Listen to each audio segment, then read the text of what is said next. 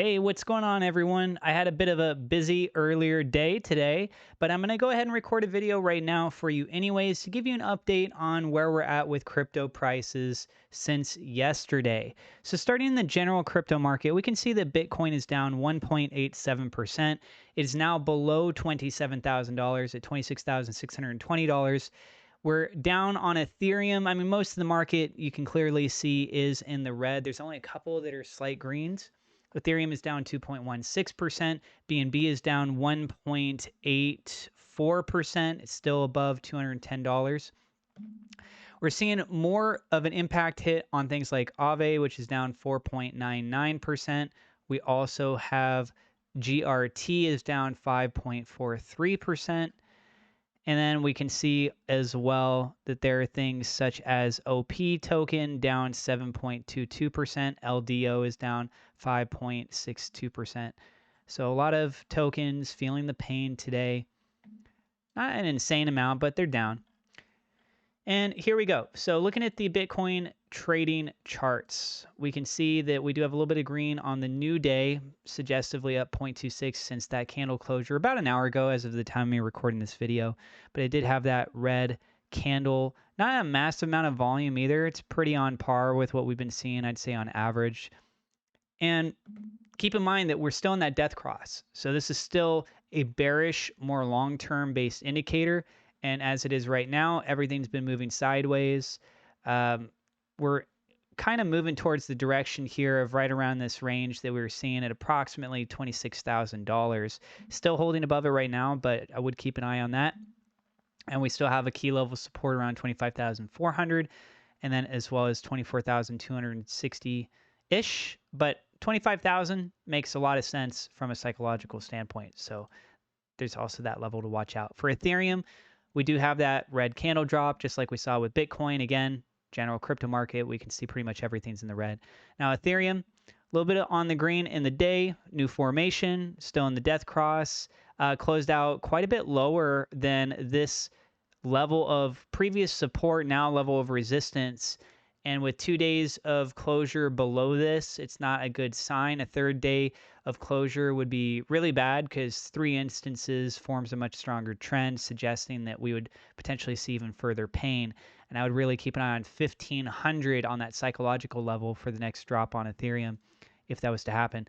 Then looking over at BNB, we had 2 red days as well, and with this, it's still above the $200 price level. It's still above also this 205-ish level, and would love to see it get above this 50 moving average. But you guys can see it really struggles to try and get above and maintain itself. It was a little bit above here back around July 29th, but even then it had red days. Then it had a nice little candle up, got canceled out the next day, tried to make its recoveries back and forth over there, and just didn't really seem to stabilize itself.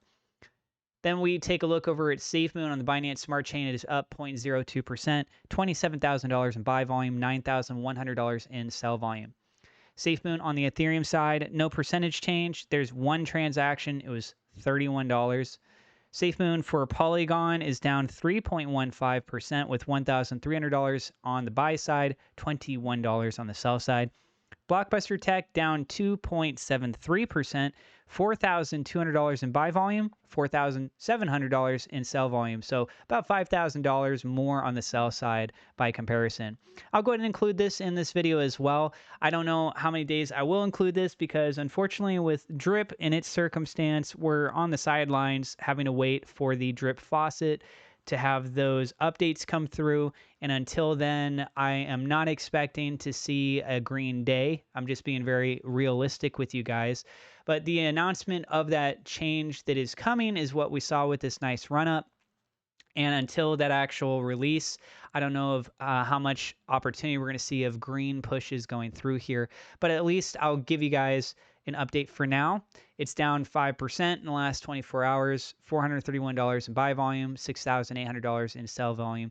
Forex Shark did go into the Drip Telegram earlier today, elaborated the details, very similar to what I had talked about in my previous video on how you can do those calculations with the drip faucet in case you're trying to figure out how much you'll be able to claim.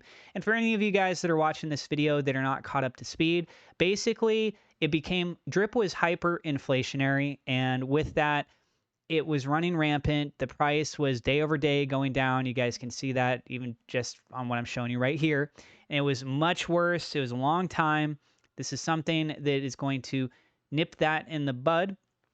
So hyperinflation will go away. In fact, the new system, after about 100 days or so, it's very likely to then become deflationary, which is great. And then you can find outside additional utilities. They're planning on doing some additional liquidity pairings with it and having some other avenues where you could try and do some of the staking through drip. But that idea of rewarding 365% out of the drip faucet, that 1% per day up to 365% or 100,000 drip, either one comes first.